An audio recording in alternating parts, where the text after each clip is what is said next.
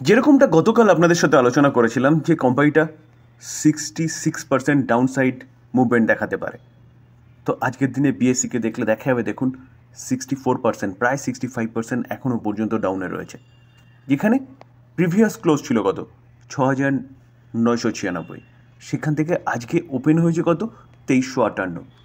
তো এরকমটা কেন হলো এবং পোর্টফোলিওতে এরকম কেন দেখাচ্ছে সেটা যারা আমার ভিডিও কন্টিনিউয়াসলি দেখেন তারা জানেন, এবং যারা জানেন না অনেকে দেখছি কমেন্টস লিখছেন, স্যার বিএসসি এত কেন কমে গেছে, কি হলো এমন।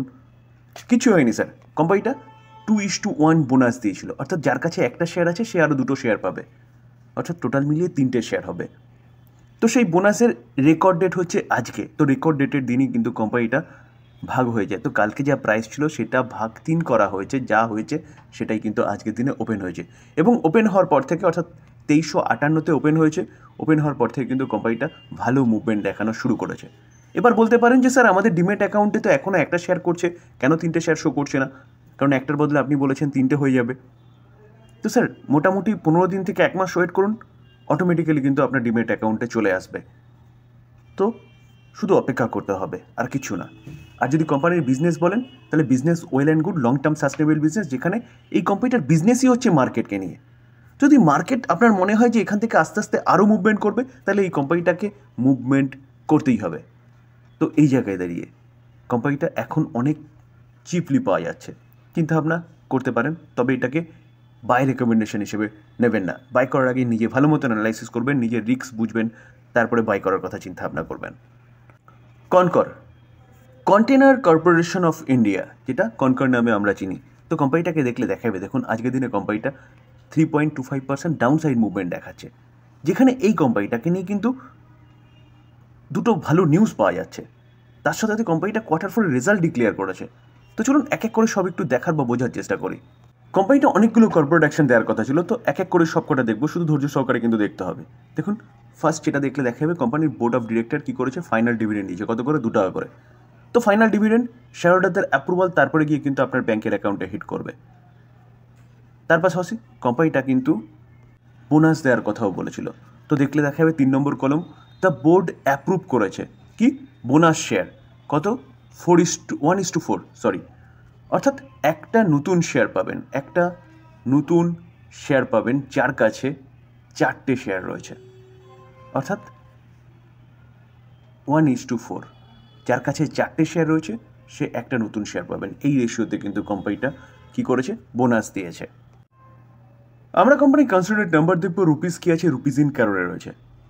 সিকোয়েন্স দেখে নেবো, সিকোয়েন্স কী বলছে, 3/24, 12/24, 3/25, 1 বছর আগে, আগের কোয়ার্টার, এই কোয়ার্টার। আমরা যদি ইনকাম দেখি তাহলে দেখলে দেখা যাবে দেখুন 2417 1 বছর আগে, আগের কোয়ার্টারে 2303, এই কোয়ার্টারে 2416। তো দেখলে দেখা যাবে কোম্পানির ইনকাম ইয়ারলি ফ্ল্যাট, কোয়ার্টারলি সামান্য বেড়েছে। এবার খরচা দেখলে দেখা যাবে দেখুন কোম্পানি 1 বছর আগে 2011, আগের কোয়ার্টারে 1846, এই কোয়ার্টারে 2024। তো খরচাটা স্লাইট বেড়েছে, ইয়ারলি কোয়ার্টারলি অনেকটা বেড়েছে। তো ইনকাম মাইনাস এক্সপেন্সেস করলে পরে অপারেটিং প্রফিট, তো অপারেটিং প্রফিট যদি দেখলে দেখা যাবে কোম্পানি 1 বছর আগে 406, আগের কোয়ার্টারে 457, এই কোয়ার্টারে 991। তো 406টা 991 হয়েছে এবং 457টা 991 হয়েছে। তো দেখলে দেখা যাবে কোম্পানি ইয়ারলি এবং কোয়ার্টারলি যে অপারেটিং প্রফিট সেটা কিন্তু ডাউন হয়েছে। এবার ট্যাক্স ও অ্যাডজাস্টমেন্টের পরে মেন প্রফিট, তো মেন প্রফিট যদি দেখলে দেখা যাবে দেখুন কোম্পানি 1 বছর আগে 304.19, আগের কোয়ার্টারে 367.28, এই কোয়ার্টারে 298.88। তো 304টা 298 হয়েছে, 367টা 298 হয়েছে। তো কোম্পানির প্রফিট যেটা সেটাও কিন্তু ইয়ারলি কোয়ার্টারলি অনেকটাই পড়েছে। তো কোম্পানি ডিভিডেন্ড দিয়েছে, কোম্পানি বোনাস দিয়েছে, এবং কোম্পানির যে রেজাল্টও প্রেজেন্ট করেছে তাও কোম্পানিটা এতটা পড়েছে। পড়ার পিছনে কারণ হচ্ছে আনএক্সপেক্টেড রেজাল্ট, এবং তার পাশাপাশি মানে যে বোনাসটা দিয়েছে না 1:4, অর্থাৎ 4টে শেয়ার থাকলে একটা শেয়ার, সেটাও কিন্তু মার্কেটের পছন্দ হয়নি, তার জন্যে কোম্পানিটার মধ্যে এরকম একটা গিরাবট দেখা যাচ্ছে। তবে লং টার্মের জন্য যদি বলেন তাহলে লং টার্মের জন্য কোম্পানির বিজনেস ভালো। কোম্পানিটা কন্টেনার সেগমেন্টে বিজনেস করে, আর বিজনেস কন্টিনিউয়াসলি ইন্ডিয়ার বাড়ছে। তো ইন্ডিয়ার বিজনেস বাড়ছে মানে এই কোম্পানিরও বিজনেস বাড়বে, কন্টেনারের বিজনেস। গত পরশু কোম্পানিটা রেজাল্ট ডিক্লেয়ার করেছে, এবং রেজাল্ট ডিক্লেয়ার করার পরে কোম্পানিটা কিন্তু ভালো আপসাইড মুভমেন্ট দেখিয়েছিল। আজকের দিনে দেখলে দেখা যাবে কোম্পানিটার মধ্যে হালকা গিরাবট দেখা যাচ্ছে, 0.98% বা 1% মতন। কিন্তু এই কোম্পানিটাকে নিয়ে কন্টিনিউয়াসলি ভালো আপডেটই পাওয়া যাচ্ছে, যেখানে এই কোম্পানিটা অটো এনসিলারি পার্টস প্রোভাইড করে।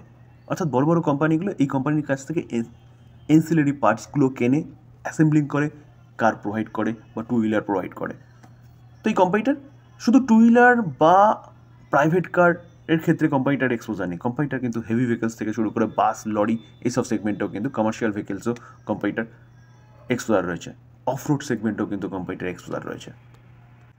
নামুরা একটা দিগ্গজ ব্রোকিং হাউস, তারা কিন্তু ইউনোমিন্ডা এই কোম্পানিটাকে নিয়ে বুলিশ এবং লং টার্মের জন্য চিন্তাভাবনা করার কথা বলছে, যেখানে লং টার্মে এই কোম্পানিটা কিন্তু ভালো করতে পারে। এটা কে বলছে? নামুরা বলছে। নামুরা বিলিভ করে যে ইউনোমিন্ডা বেনিফিশিয়ারি হতে পারে কিসের সেগমেন্টে? ইলেকট্রিক ভেহিকেল সেগমেন্টে। তো ইলেকট্রিক ভেহিকেল সেগমেন্টে কিন্তু নামুরা বলছে কি ইউনোমিন্ডা ভালো করবে। তো স্বাভাবিকভাবে ভালো করলে কোম্পানির শেয়ারের দাম বাড়বে, কোম্পানির রেভিনিউ বাড়বে, প্রফিটেবিলিটি বাড়বে। এবং ম্যানেজমেন্ট বলছে যে ম্যানেজমেন্ট সি long term growth visibility beyond কত? FY27 পর্যন্ত। তো এই জায়গায় দাঁড়িয়ে এই কোম্পানিটাকে নিয়ে তারা, অর্থাৎ তারা বলতে নামুরা কী করছে? যে বাই রেটিং দিচ্ছে এবং টার্গেট দিচ্ছে কত? 1242। তো যে কোনো কোম্পানি টার্গেট দেওয়া মানে কিন্তু মাথায় রাখতে হবে যে এটা 1 বছরের জন্য দেয় ব্রোকিং হাউসগুলো। তো 1 বছরের মধ্যে কোম্পানিটা এই জায়গায় যেতে পারে।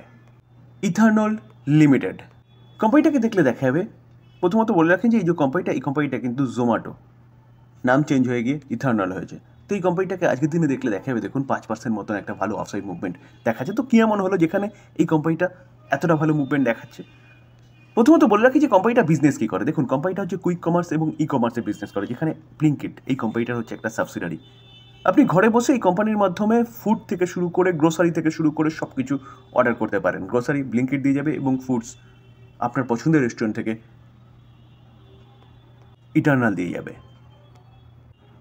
তো স্যার এই কোম্পানিটাকে নিয়ে একটা ভালো নিউজ পাওয়া যাচ্ছে, যেখানে যার জন্য কিন্তু কোম্পানিটা এতটা ভালো মুভমেন্ট প্রেজেন্ট করেছে। দেখুন জোম্যাটো এই কোম্পানিগুলো নতুন নতুন মার্কেটে এসেছিলো এবং মার্কেটে আসার পরে কন্টিনিউয়াসলি মার্কেটটাকে ক্যাপচার করার চেষ্টা করছিল, যার জন্য প্রথমে প্রফিটের দিকে কোম্পানিগুলোর কোনো রকম কোনো ধ্যান ছিল না। প্রথম মার্কেট ক্যাপচার করতে হবে। তো সেই অনুযায়ী কন্টিনিউয়াসলি কোম্পানিটা এক্সপ্যান্ড করে যাচ্ছিলো। এখন কিন্তু কোম্পানি তার প্রফিটের দিকে জোর দিচ্ছে এবং প্রফিটটাকে বাড়ানোর জন্য উপযুক্ত কাজও করছে। তো জোম্যাটো নতুন new charge for long distance ডেলিভারির ক্ষেত্রে নতুন অ্যাপ্লাই করতে চলেছে, যেখানে আনহ্যাপি রেস্টুরেন্ট, তো রেস্টুরেন্টরা আনহ্যাপি কিন্তু শেয়ার হোল্ডাররা হ্যাপি। কেন?